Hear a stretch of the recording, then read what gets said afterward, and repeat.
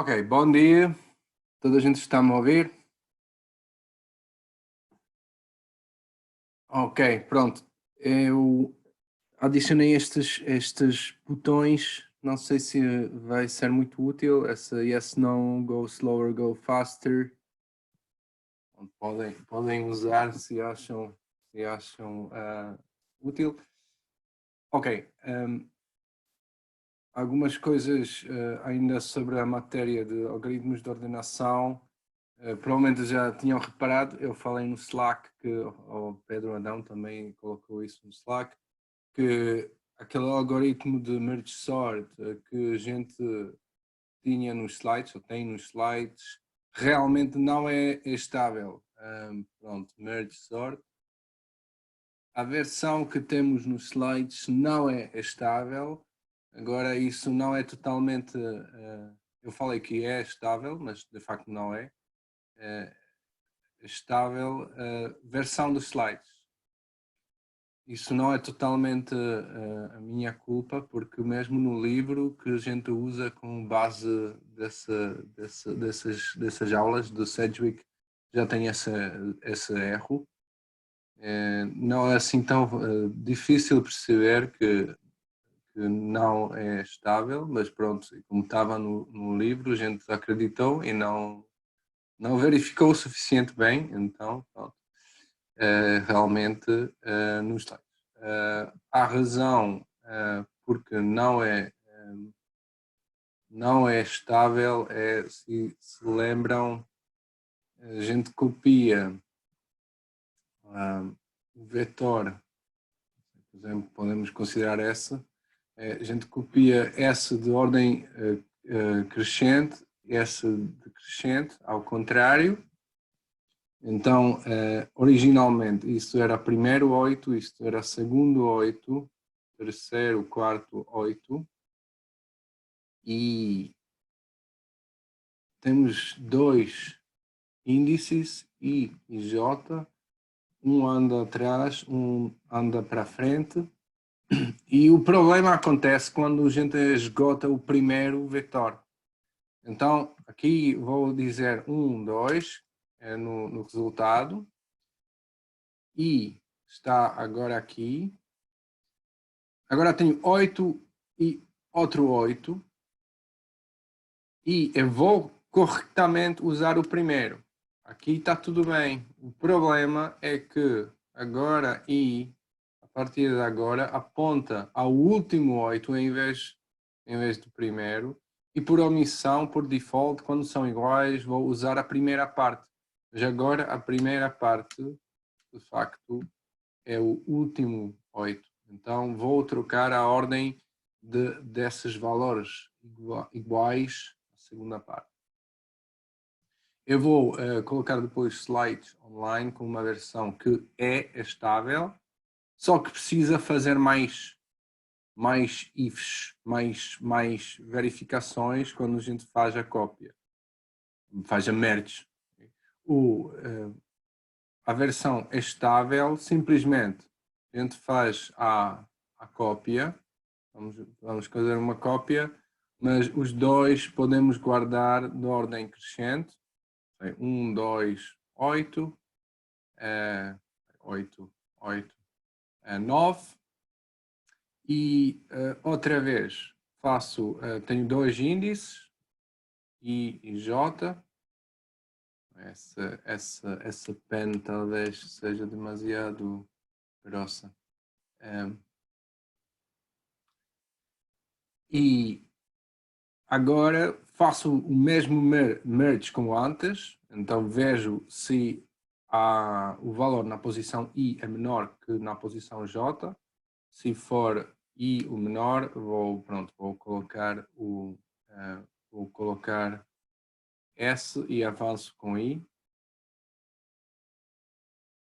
2, avanço com I. Agora I e J apontam ao mesmo valor, então vou usar 8 da primeira parte, aqui. E agora I já aponta fora do meu vetor. E a partir de agora só vou usar a segunda parte. 8, 8, 9. E aqui vai ser 1, 2, 3, 4. 1, 2, 3, 4. Okay? Pronto, a ideia é a mesma, só precisamos mais verificações. Temos que verificar se I já não saiu fora da sua metade e J não saiu também fora do vetor. Vou colocar essa versão na página de disciplina. Mais dúvidas? Algumas dúvidas sobre isso? Sobre o projeto? Pronto, vamos às notas. Espero que a gente consiga já essa semana, mas pronto, não depende só de mim. Há várias pessoas que estão a corrigir. É questão de sincronizar o esforço.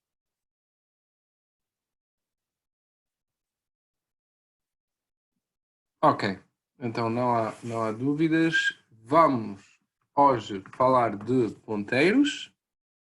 Em português, ponteiros, em inglês, pointers. Algumas universidades em Portugal usam a palavra apontador. Talvez apontadores, na verdade, faz algum sentido, porque os pointers no relógio. Não sei, pronto. Essa ideia. Agora, ponteiros é uma matéria muito importante para a segunda parte desse semestre e também é uma coisa muito importante no resto dos vossos estudos no técnico. Não é só C que tem ponteiros, todas as linguagens têm inerentemente ponteiros, de alguma maneira, talvez menos explícitos, mas têm. Para demonstrar esse exemplo, para demonstrar que ponteiros também de facto existem em Python, eu tenho aqui um pequeno exemplo em Python. Faço aqui share screen. O que acham que faz palavra de feia? Qual é a palavra feia? Apontadores ou ponteiros? Ok. Tenho aqui um programinha. Apontadores? A feia. Ok, então pronto, vamos fazer ponteiros. Eu acho que eu falei com alguém do norte de Portugal que usam apontadores. Ok, pronto. Tenho aqui um programinha em Python. Isso é Python normal, nada aqui, não faço nada especial. E a pergunta é o que o que o programa vai imprimir. Tenho aqui 4 prints. Sugestões. O que 1, 2, 3, 1, 2, 3. Ok, então o primeiro é 1, 2, 3, 1, 2, 3. Sim, isso não parece nada misterioso. E o segundo print.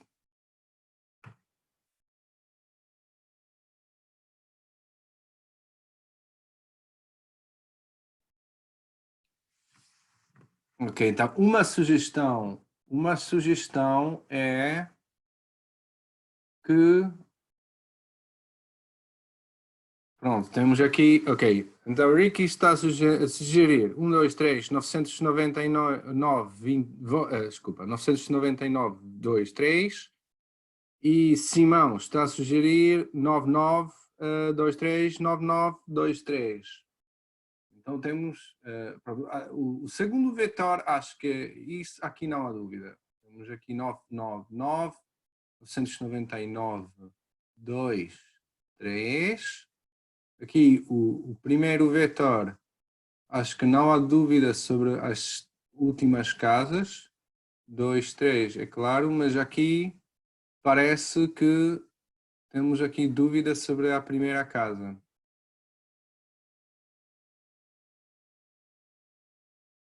Sim, então... ok, sim. Sim. Ok, então parece que a maioria vota em 999.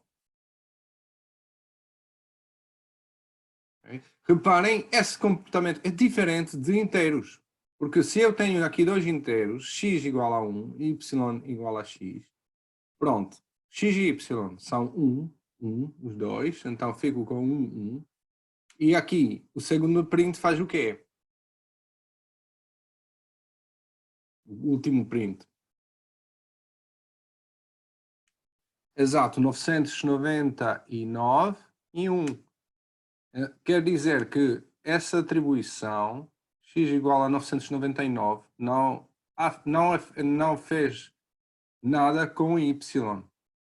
Mas no caso de listas, aconteceu. A razão é que, quando eu tenho listas, ls1, o ls1 não é uma lista, é um ponteiro para uma lista. É uma referência para uma lista. 1, 2, 3. E quando eu faço ls2 é igual a ls1, eu vou agora fazer que ls2 e ls1 apontam a mesma lista. É uma referência à mesma lista. Então, se eu alterar aqui a primeira casa no ls1, também vai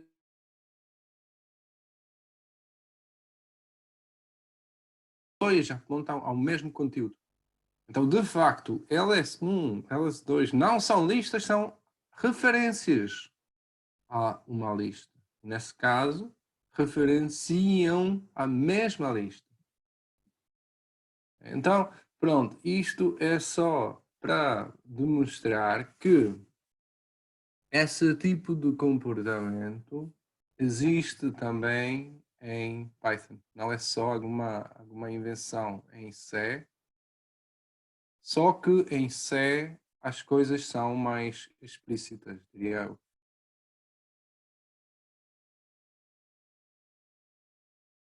Ok, voltando ao whiteboard. A ideia base é que temos a memória. A memória, posso até imaginar isso como uma cidade ou uma tabela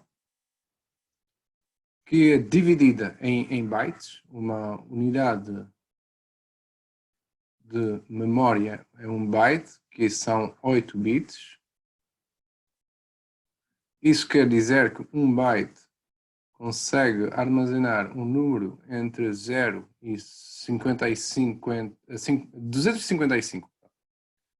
0 até 255.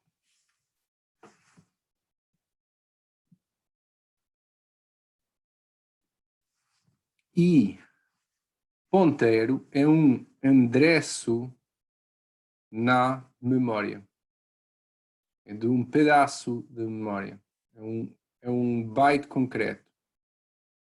Então, quando digo endereço, os endereços no computador, de facto, são números. Nós podemos imaginar endereço também, como fazemos na vida real. Temos, não sei, endereço de uma casa.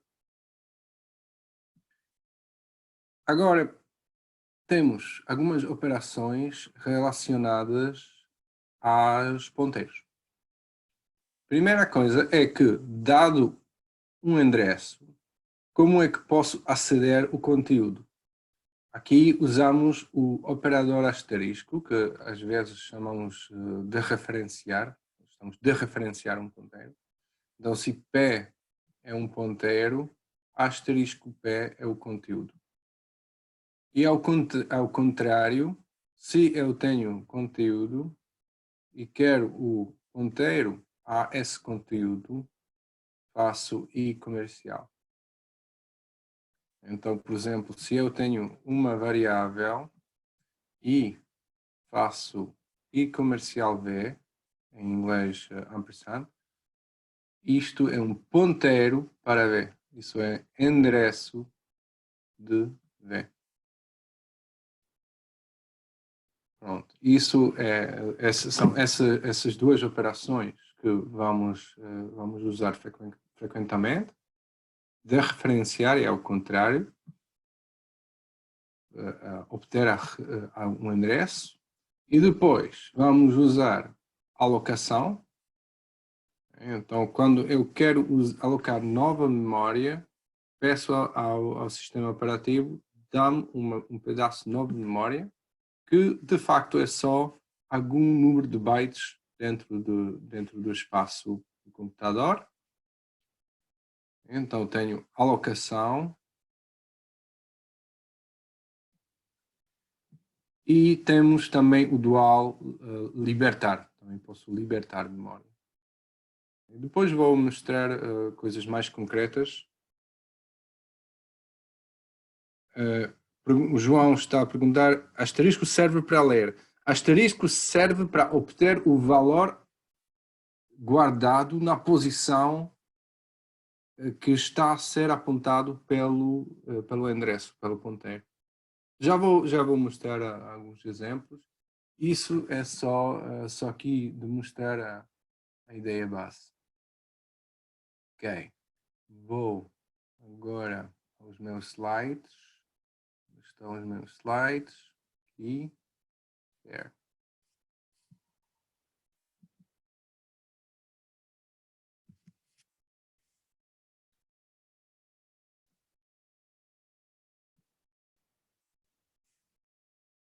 Ok.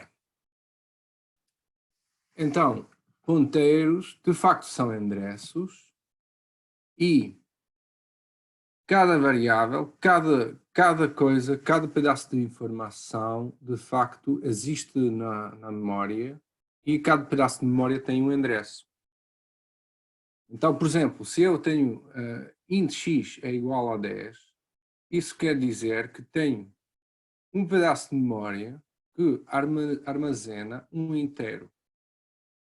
Tipicamente, um inteiro são 4 bytes,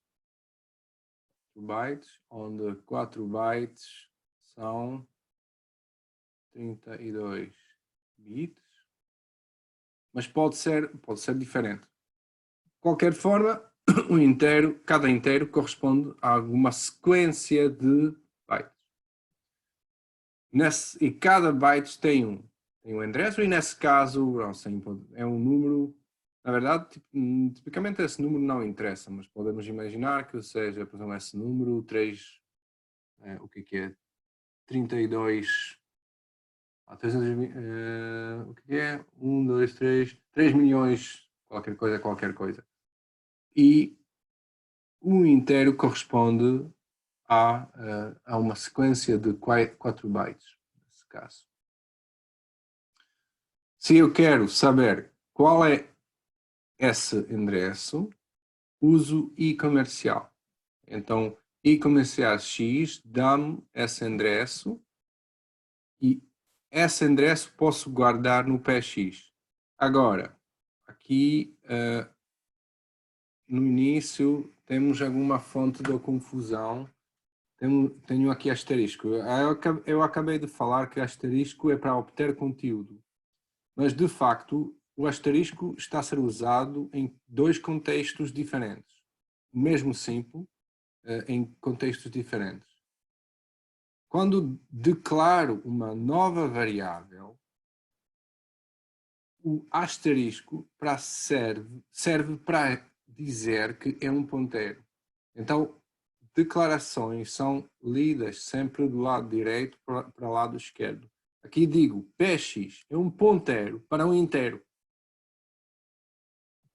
Então, esse asterisco não serve para referenciar nada, serve para dizer que px é um ponteiro para um inteiro. Então, px é uma nova variável que é um ponteiro e, nesse caso, aqui, guarda um endereço da variável x.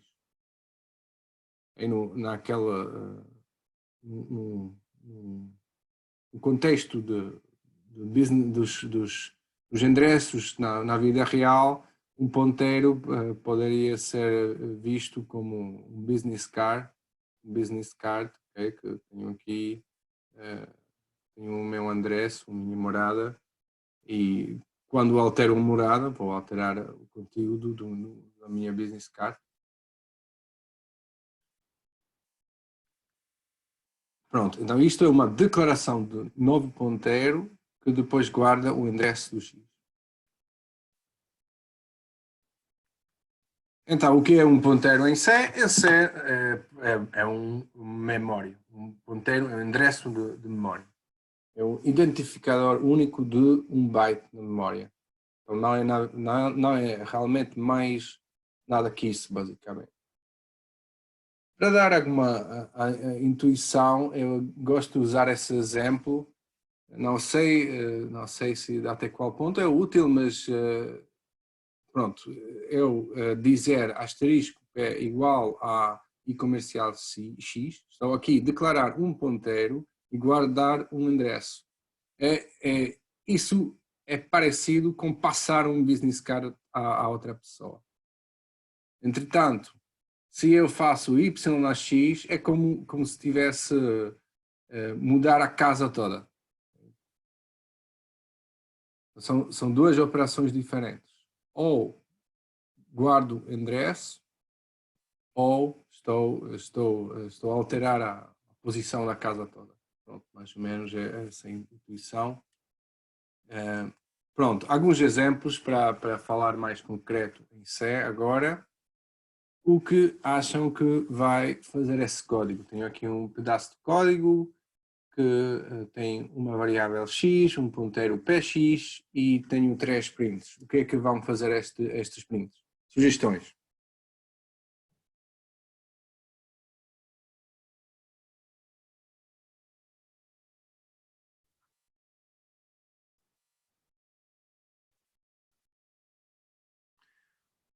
Okay, o João está a sugerir que o primeiro é 10, eu concordo. Porquê? Porque px aponta a x, então tenho x e x tem 10 por dentro e px aponta a x. Então aqui digo a printf, imprima um número e o número é qual? É aquele que está a ser apontado pelo px. E px aponta a uma caixinha com 10 por dentro.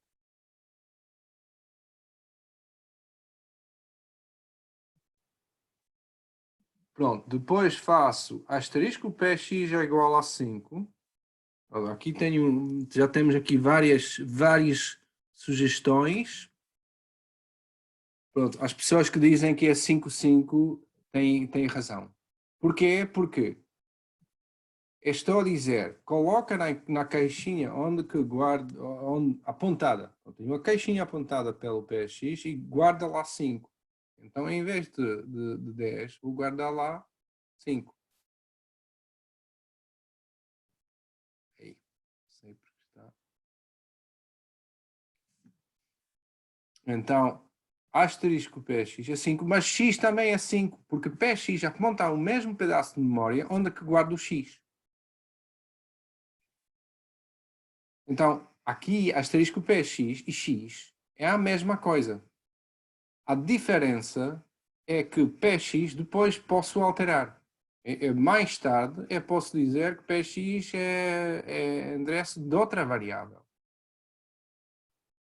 Entretanto, x é sempre x. X é x. Aqui não consigo alterar. X é a caixinha, sempre a mesma caixinha. PX pode apontar a várias caixinhas. Pronto, o Ricky está a perguntar. Sim, o asterisco PX é igual a endereço X. Exato, o PX está a apontar a endereço do X.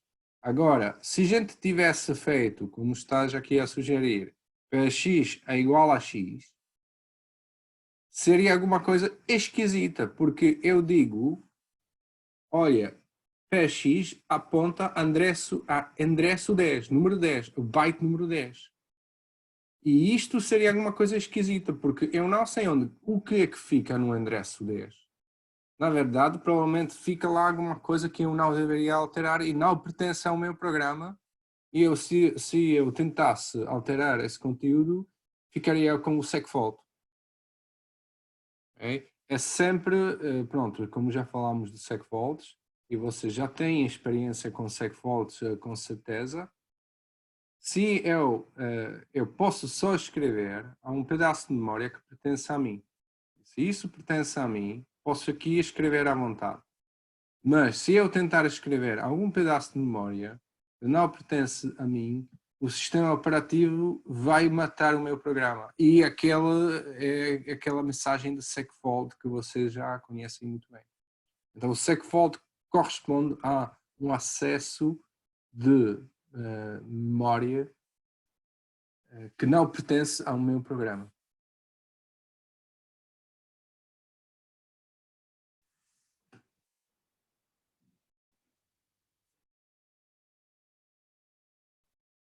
Ok?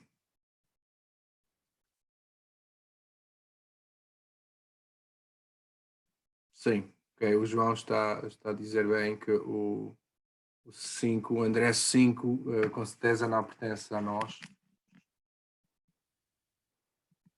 Pronto, então esse exemplo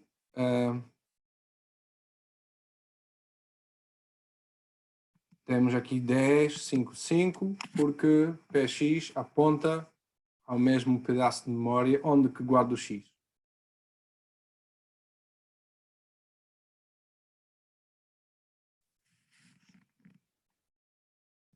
Ok, mais um exemplo, agora com malloc. Malloc vem do memory allocation.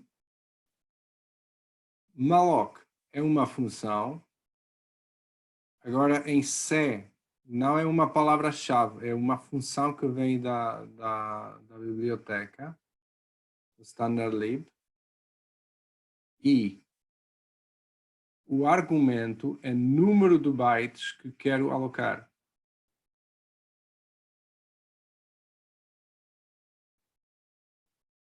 E eu não sei quantos bytes preciso para guardar int, isso depende do computador. Para essa razão, para esse efeito, a gente usa a palavra-chave sizeof. Sizeof devolve o número de bytes para armazenar um inteiro. Então, aqui estou a dizer, aloca, por favor, para mim, o número de bytes suficientes para guardar um inteiro. E o valor de retorno é o ponteiro para esse novo pedaço de memória. Ponteiro para novo pedaço de memória.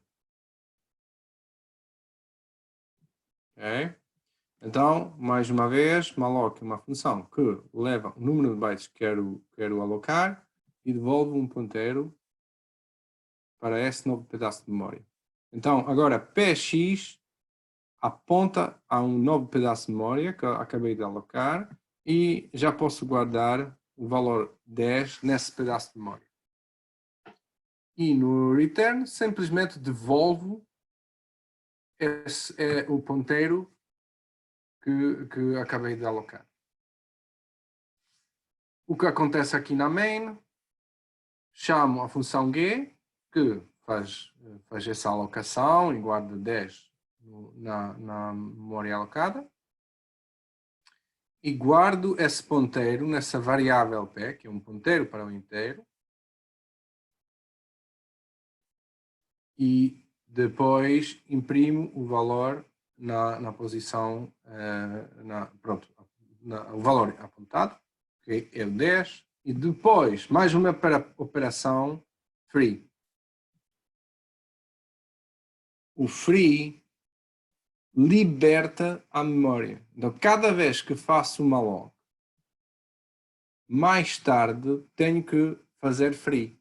Se eu não fizer free, vou sempre acumular mais e mais memória e depois vou esgotar a memória do computador. E pronto, o sistema operativo provavelmente vai nos matar ou coisas não vão correr bem. Aqui, Pedro está a perguntar o que acontece se alocarmos mais do que o limite.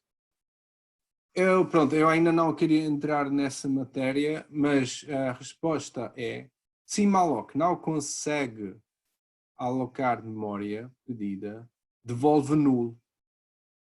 Okay? Então, na verdade, quando usamos malloc nos programas na vida real, muitas vezes o que se faz é verifica-se, ou deveria-se verificar, se o resultado não é endereço zero, o nulo, o que quer dizer que não conseguiu alocar a memória, e nesse caso, tipicamente, o programa simplesmente tem que parar, porque se não consigo alocar mais memória, tipicamente não consigo fazer mais nada. Ok, Afonso está a perguntar, estou a fazer retorno do endereço ou do valor? Boa pergunta. A resposta é no tipo da função. O tipo de retorno dessa função é um ponteiro. G é uma função que devolve um ponteiro para um inteiro. Então, return PX devolve um endereço, não devolve o valor, devolve um endereço. Okay? PX é um endereço, então devolve um endereço. Mais uma coisa, mais uma coisa importante nesse contexto que eu queria mencionar. Reparem que eu fiz malloc dentro da função G e depois vou usar essa memória alocada dentro de G, fora de G. Mas isso é totalmente legítimo, porque esse pedaço de memória continua a ser alocado ao meu programa até o momento que eu chamar free. Então, se um pedaço de memória é alocado, não interessa qual é a função que alocou. Então, isso é uma diferença entre variáveis locais, uma das diferenças grandes entre variáveis locais e memória alocada pelo malloc. Por isso não depende da vida das funções, enquanto as variáveis locais dependem da vida de variáveis das funções. O Afonso está a perguntar, sempre que queremos inicializar uma variável, precisamos de usar malloc? Não, não é sempre. Vocês podem continuar a usar variáveis locais. Só que o malloc serve para guardar coisas e mandar coisas fora da função. E outra coisa importante, que o malloc me permite acumular ou alocar tamanho de memória variável. Okay? Se eu quero alocar 10 bytes, chamo malloc com valor 10. Se quero alocar 1000 bytes, chamo malloc com 1000 bytes. Mas vocês podem continuar a usar variáveis locais. Quando faz sentido usar variável local, vamos usar variável local. Mas quando quero alocar um pedaço de memória que não sei o tamanho antes do programa correr, uso malloc. Sim, arrays com tamanho variável, exato. Isso vamos fazer com malloc, exato. Arrays, se quer um array com tamanho variável, uso malloc. Eu ainda vou falar um bocadinho mais sobre isso. Não sei se a gente consegue falar sobre vetores ainda hoje, mas com certeza na quinta-feira vamos falar.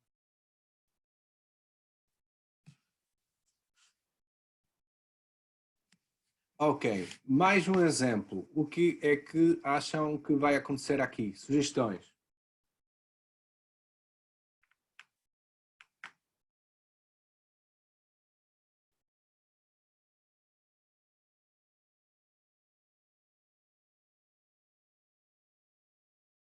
Então, o João está a sugerir que vai imprimir 5, é isso?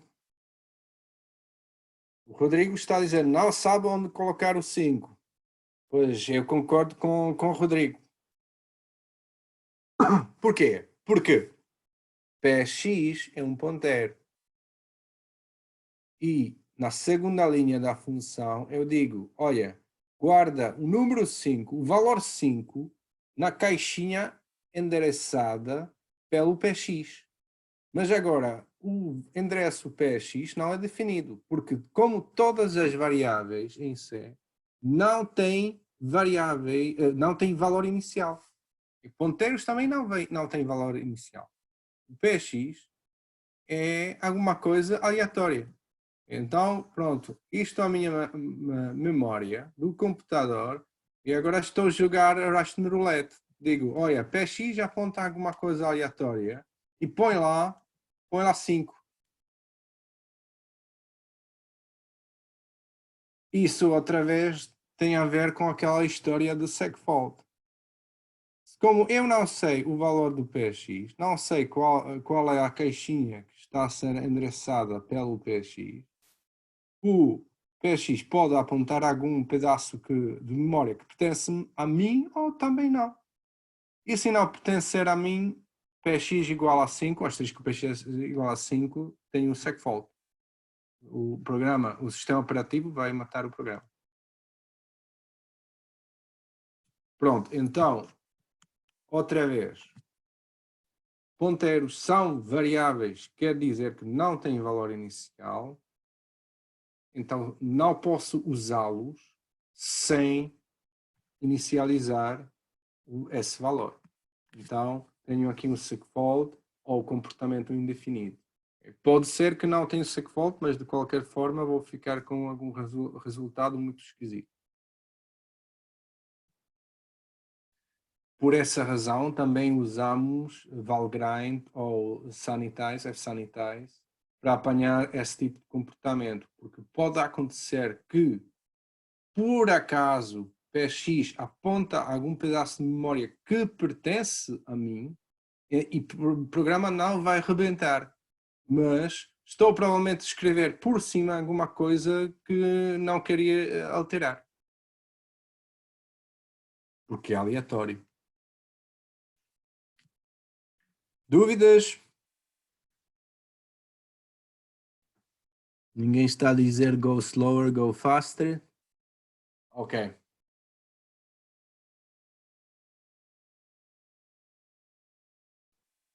Sobre a sintaxe, temos declaração de ponteiros, já vimos, já tivemos aqui alguns exemplos. Pronto, a sintaxe muito simples, tenho o nome da variável, asterisco e o tipo do valor que está a ser endereçado. Então, por exemplo, tenho aqui cPointer, que é um ponteiro para um char, iPointer é um ponteiro para um inteiro, dPointer é um ponteiro para um double. Um pormenor dessa sintaxe, cuidado quando eu declaro várias variáveis na mesma linha. Eu posso fazer int asterisco a vírgula b, mas só aquelas que têm o asterisco são ponteiros. O b, nesse caso, é um inteiro simples.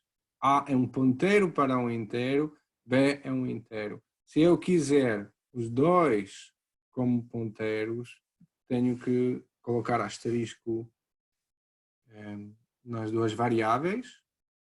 Obviamente, eu sempre posso simplesmente dizer int asterisco a, int b, talvez seja mais legível. Pronto, isso só um pormenor para reparar.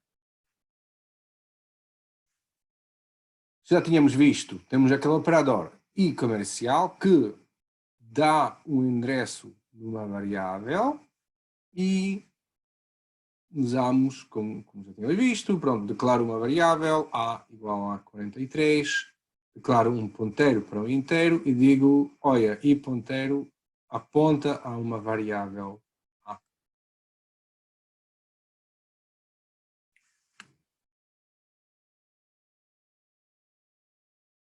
Pronto, também posso fazer a inicialização na mesma linha como a declaração. Isso é só questão de sintaxe. Operador asterisco é aquele operador que devolve o valor guardado na posição que está a ser endereçado pelo ponteiro. Pronto, já tínhamos visto. Acho que vou saltar esse exemplo. Esse exemplo só repete o que já tínhamos visto.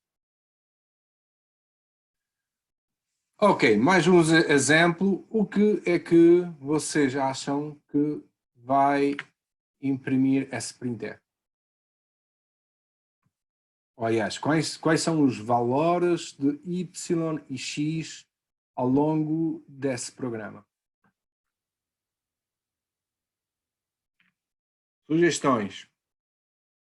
No início, x é quanto? 1 e y também 1. É porque eu guardei o px aponta a x, a caixinha onde fica x, x é 1, px fica com o endereço do x e depois faço y igual a conteúdo na caixinha do px, que é igual a x.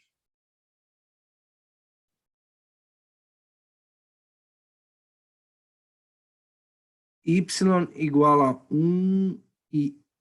Ok, espera, deixa-me ler essa pergunta do Rodrigo. X é igual a 0 e o y vai ser o endereço do x. Cuidado, y não é um endereço, y é um inteiro. Só px é um inteiro. Essa operação que faço aqui, y igual a asterisco px, aqui o asterisco é crucial. Eu não faço o y igual a px, eu estou a dizer y é igual a asterisco px. Isso quer dizer que essa operação y igual a asterisco px vai guardar no y o valor apontado pelo px. E o valor apontado pelo px é 1. Então y é 1.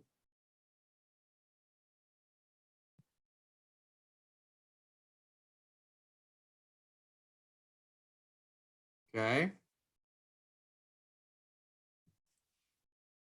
Pronto.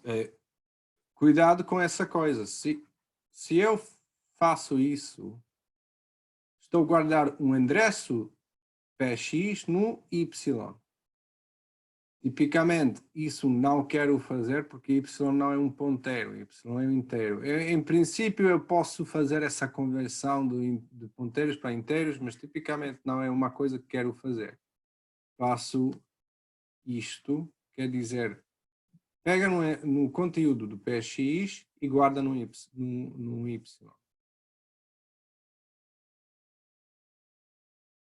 Sim, acho que já toda a gente concordou que x e y são 1. Francisco está a perguntar, asterisco px é igual a endereço x.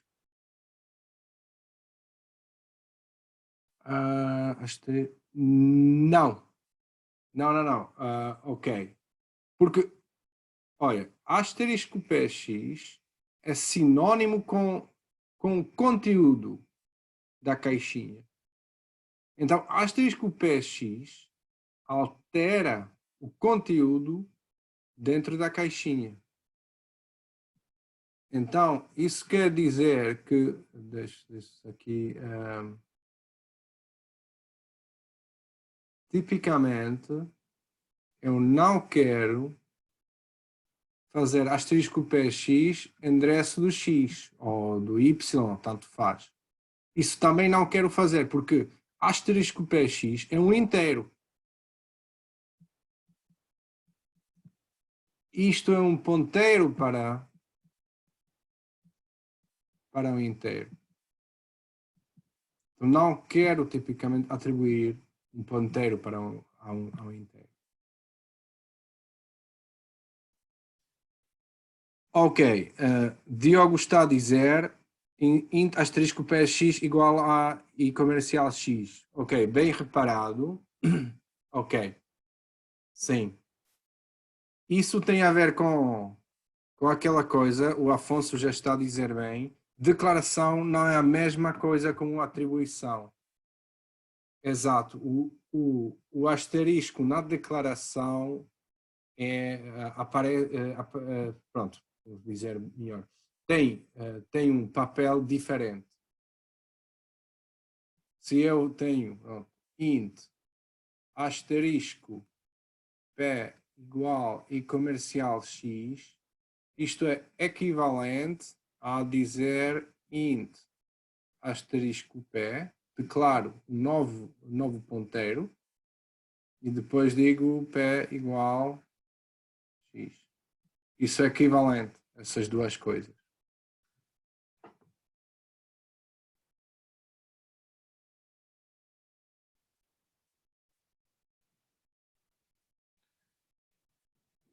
Ok. Pronto, então nesse exemplo, no início, x fica com o valor 1, depois px aponta a x, faço aqui, depois guardo no y o valor apontado, o endereçado pelo px, que é 1, obviamente, então y também fica com o valor 1, e depois altero o conteúdo da caixinha endereçada pelo px, então coloco 0 no x. Então no final, x fica com valor 0, y continua com valor 1.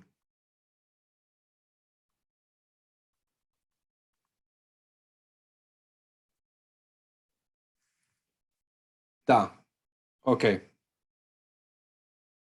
Mais uma pergunta. Professor, é possível fazer upload dos PowerPoints em formato PowerPoint em vez de PDF?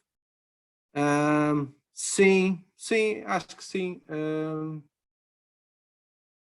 Sim, as animações. eu acho que até consigo fazer as animações no PDF. Sim, vou ver isso. Vou ver se eu consigo fazer output com as animações.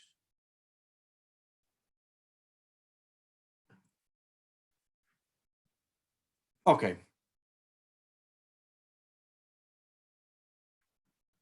Essa slide refere ao que já falamos, até acabamos de falar, que esses dois contextos de asterisco às vezes causam alguma confusão, especialmente no início, que o símbolo do asterisco aparece em dois contextos diferentes: declaração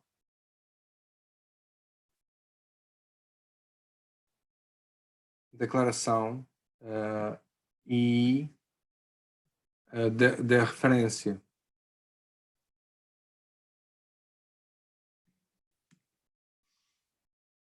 Pronto, é o mesmo símbolo, só com dois significados diferentes. Reparem que o asterisco já tem mais um significado, que é a multiplicação. Também posso fazer 10 vezes 3. Pronto. Então, na verdade, o asterisco em C tem esses três papéis diferentes. O mesmo símbolo está a ser usado em vários contextos, portanto tem que perceber o contexto.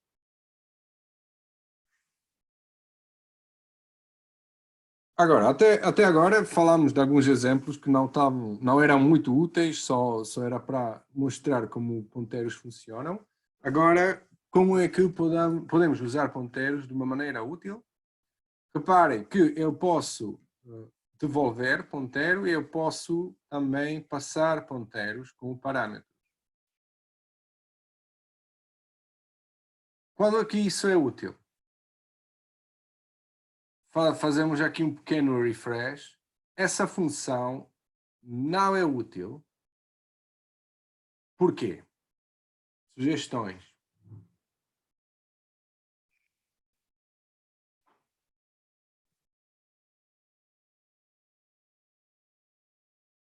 essa função swap não é útil.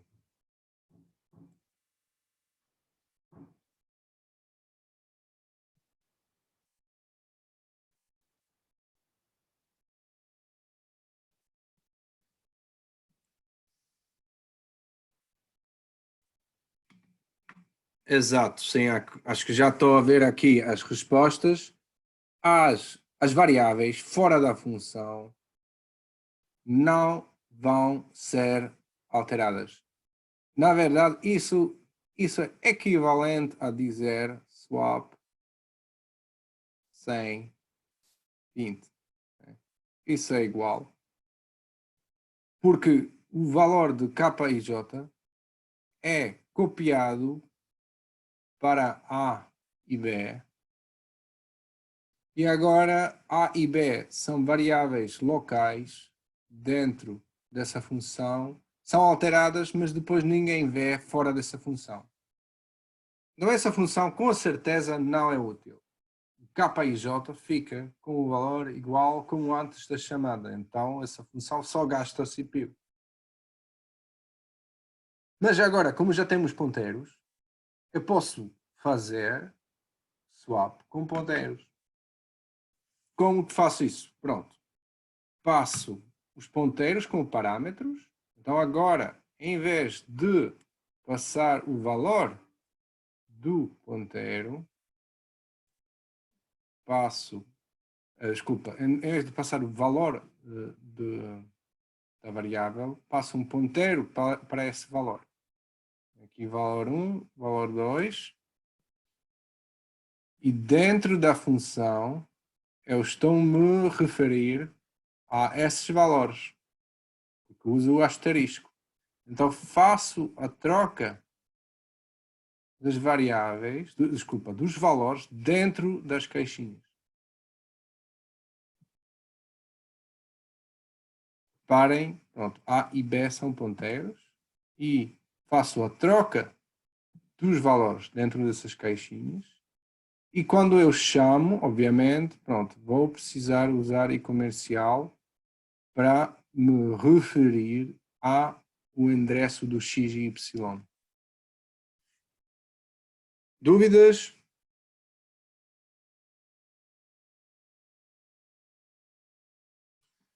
Não, X e Y não é A e B. Cuidado. A e B são endereços de X e B. Simão está a perguntar o que é, porque temos dois asteriscos. Pronto, são coisas que ainda vamos falar mais, mas dois asteriscos é um ponteiro para um ponteiro. Isto significa que tem um ponteiro para um ponteiro para um.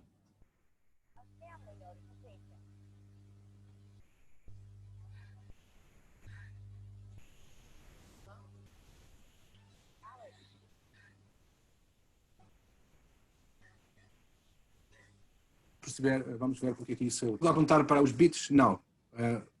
A unidade são bytes. Se tivéssemos variáveis globais, podíamos alterá-las sem precisar de ponteiros. Sim, isso é verdade, sim.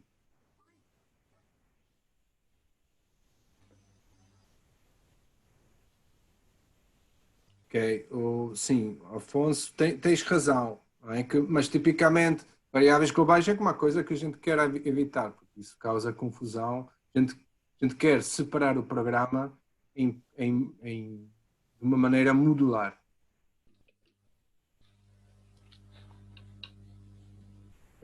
Sim, alguém está com o microfone ligado. Leonardo, espera, eu acho que posso fazer mute.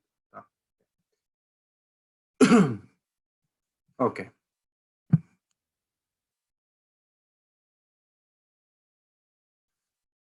Agora perdi foco.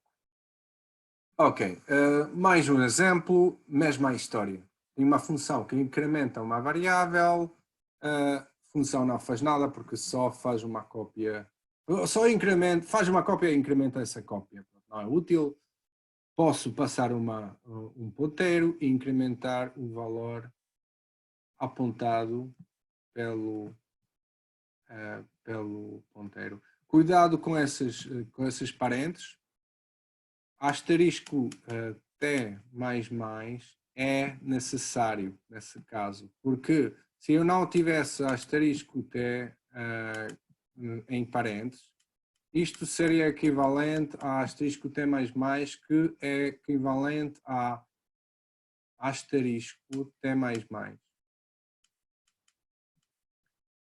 Agora, isto pode parecer estranho, estou a incrementar um ponteiro, mas isso faz sentido porque ponteiros de facto são números. Então o T++ é o próximo byte.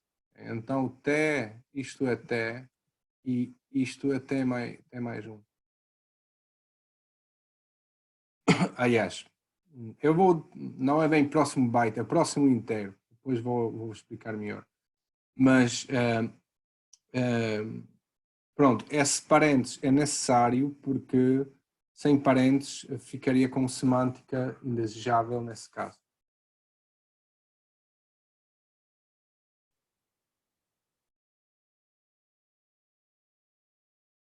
Mais uma coisa de sintaxe de C.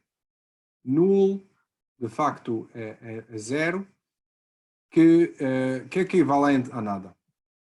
Então, se eu tenho um ponteiro x que aponta a null, é equivalente a dizer que não aponto a nada.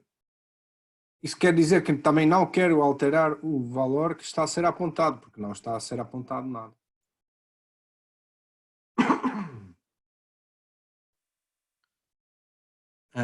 Francisco está a perguntar se...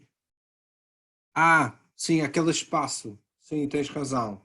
Sim, int, o espaço não faz nada. Int asterisco t, com espaço aqui, ou int asterisco espaço t é equivalente. Eu acho que pronto, não vai fazer diferença em termos de semântica, mas eu acho que faz mais sentido escrever com o espaço aqui por aquela razão que eu referi antes. Se eu tenho, por exemplo, isto, assim mais claro que T é um ponteiro e J é um inteiro.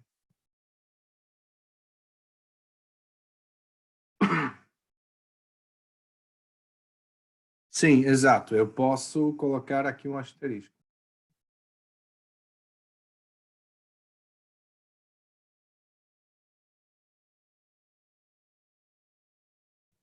Sim, é como tudo em C. C não é muito pinguinho com white space. White space nesse caso não faz nada.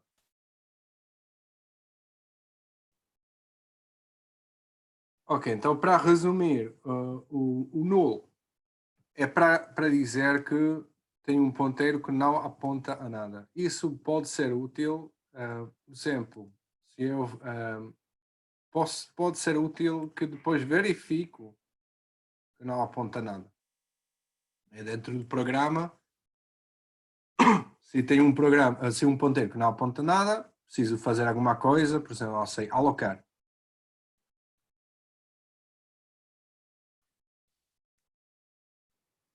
Okay?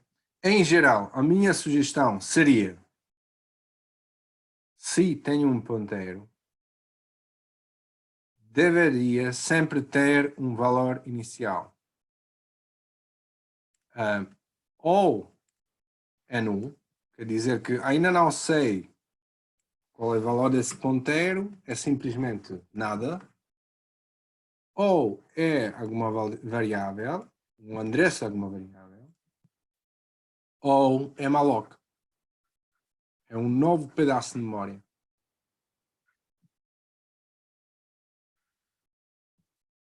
Bom, uma dica, pronto, sempre vocês deveriam pensar qual é o valor inicial de qualquer ponteiro, mas também, obviamente, qualquer variável.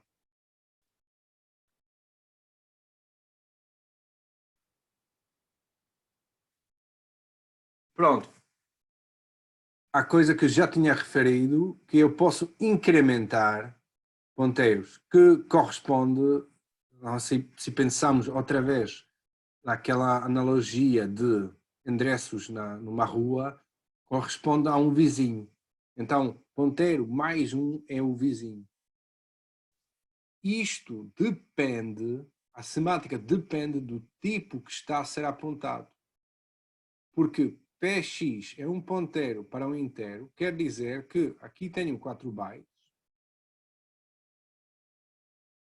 e px mais 1 vai ser o ponteiro para o próximo inteiro, ao vizinho desse inteiro. Então, de facto, é um endereço mais 4 bytes.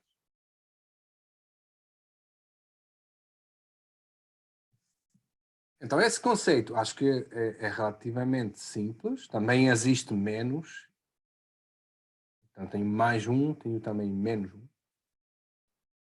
O mais um provavelmente é mais um valor é mais comum. Agora, quando que é isso útil? Eu posso fazer o seguinte, e isso tem a ver com aquela pergunta se eu posso fazer vetores de tamanho variável.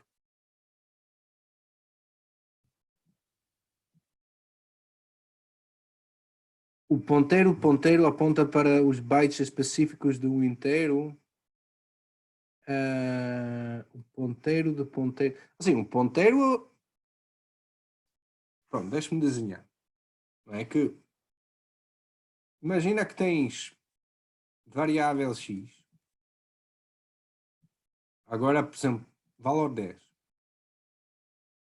Agora tenho um ponteiro para x.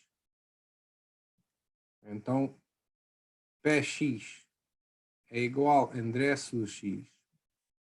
Então, px aponta a x. Mas px também é uma variável. Isso quer dizer que essa variável também tem que ser guardada a algum lado. Então, se tem um px,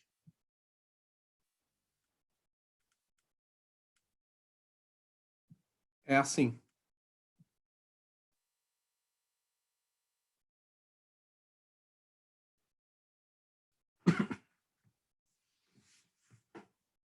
Então, essa cadeia pode continuar, obviamente. Então, mas, bom, tipicamente não é muito comum ter mais que 2 níveis. Mas pronto, se eu faço asterisco ppx, fico com o valor do px, que é 1.0. E agora faço mais um asterisco, fico com 10.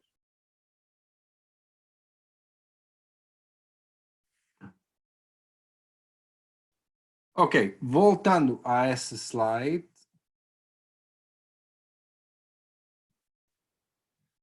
Temos 15 minutos, perfeito. Ok, tenho px, que é um ponteiro para um char. E agora digo que quero um novo pedaço de memória que permite armazenar 3 chars. É aquele size of, é o número de bytes para guardar um char. Na verdade, o size of char é sempre 1, mas não interessa. Então, 3 vezes size of char é memória que preciso para guardar 3 chars. Então, px aponta um ponteiro para o primeiro byte dessa memória. Px mais 1 é o próximo byte, próximo char. Px mais 2 é o vizinho do vizinho.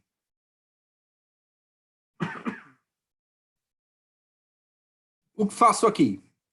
Asterisco px é igual a caractere A. Então vou guardar o caractere A.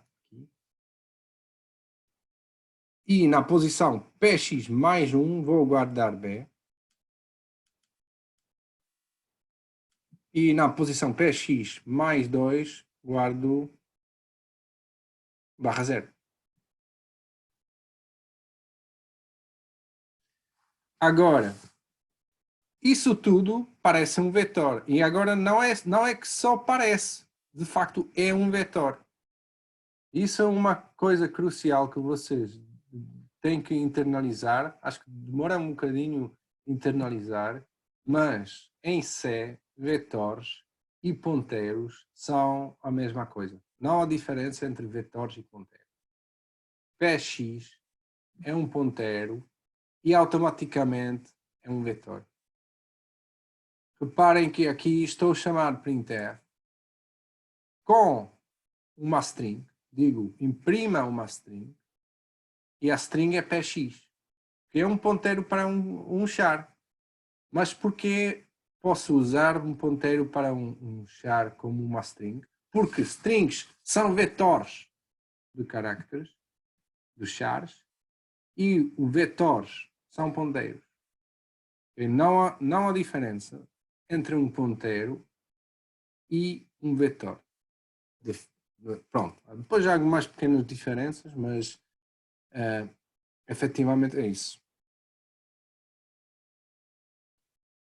O Afonso está a perguntar se isso funciona porque cada um é um byte, se não fosse char, dava. Também daria, porque o que aconteceria, se não fosse char, se for, por exemplo, se for, por exemplo, inteiro,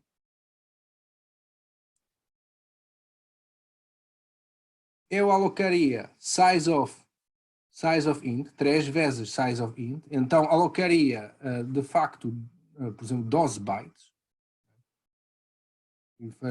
12 bytes, na verdade não interessa que é 12 bytes, mas é tamanho suficiente para guardar 3 inteiro. Aqui tinha 4 bytes.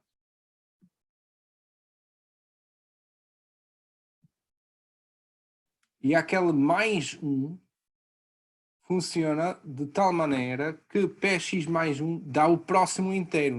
Não é o próximo byte, é o próximo inteiro, porque px é um ponteiro para int. E, obviamente, nesse caso, tinha que ser int asterisco px.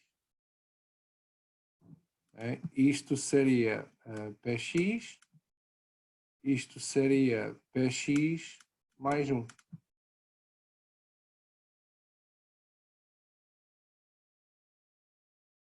Pronto, só que depois já não teria uma string, já não é uma string, porque é um vetor de inteiros, já não é uma string.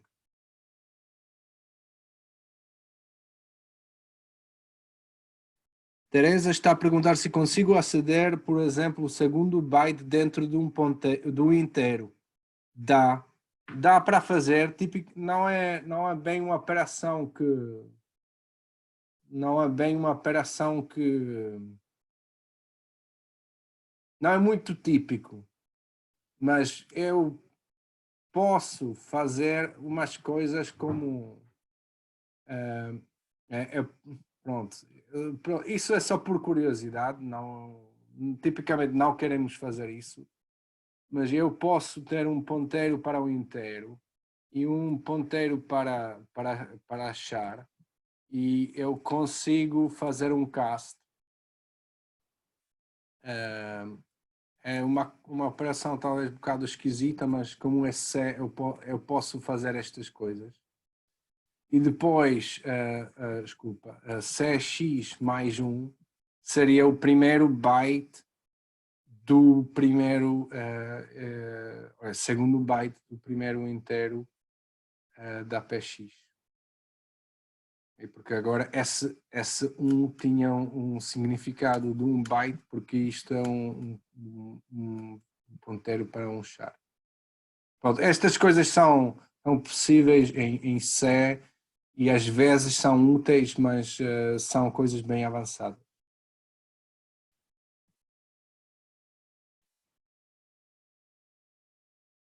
Ok, Afonso está a dizer, exato, pronto, o mais 1, pronto, a coisa para se lembrar que, ops, como que desligo isso, px mais 1, S1 não é número de bytes, mas é equivalente a incrementar por número de bytes que preciso para guardar o tipo que está a ser apontado. Basicamente, essa ideia toda é que vocês não querem pensar em número de bytes que é preciso para guardar uma int, porque isto pode depender de compilador, pode depender do sistema operativo, pode depender da máquina. Por isso, vocês nunca querem saber qual é o tamanho do int. Sempre uso sizeof na alocação. Eu nunca coloco o 4, coloco o sizeof int. E aqui, no caso de aritmética de ponteiros, não preciso fazer nada porque o compilador automaticamente vai incrementar px fazer px mais número de bytes que é preciso guardar um inteiro. Sim, é disfarçado. Sim. Mas cuidado, não é que se eu fizer px mais, isso não quero fazer, size of int, isso não quero fazer, porque isso faria 4 vezes 4 bytes. Simão está a perguntar se posso ter ponteiros para estruturas. Posso, sim. Isso vamos falar na quinta-feira.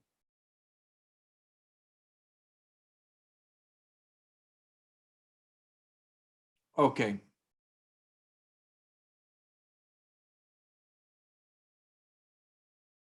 Pronto, então, uma coisa para se lembrar aqui é que ponteiros correspondem a vetores, vetores correspondem a ponteiros, e isso quer dizer que uma string também é um ponteiro, porque uma string é um vetor de caracteres, de chars.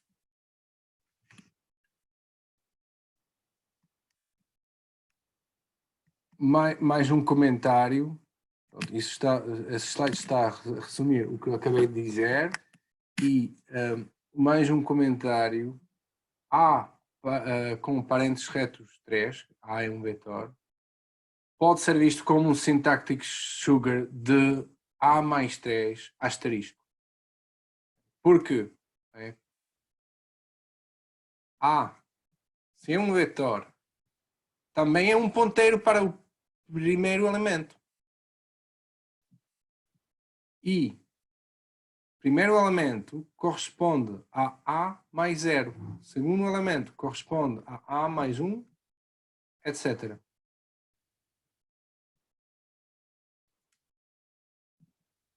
Porque isto tudo são ponteiros.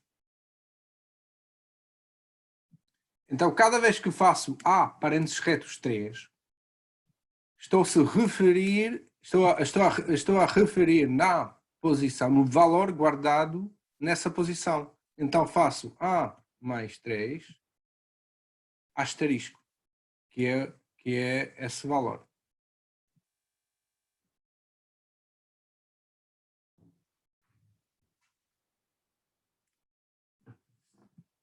Ok?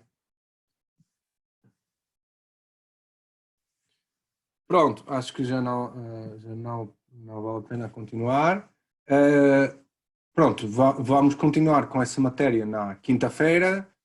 Dúvidas, perguntas, sugestões?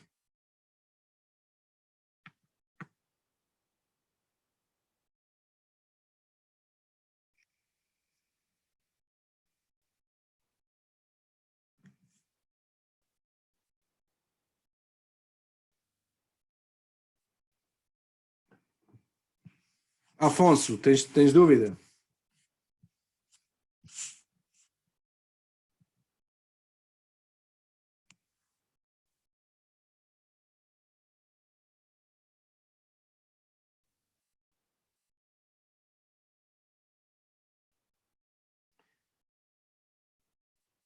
No printf, ok, no slide anterior, se eu tivesse colocado aqui asterisco px, isso seria só um char.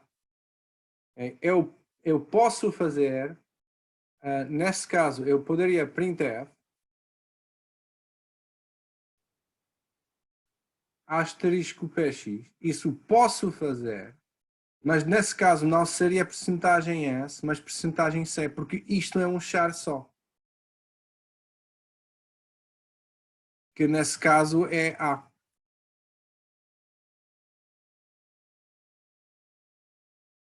Okay. Px mais, pronto, Px mais 0 é equivalente a Px. Isso é expectável, não é? Porque qualquer coisa mais 0 é a mesma coisa. Px mais 0 é igual a Px.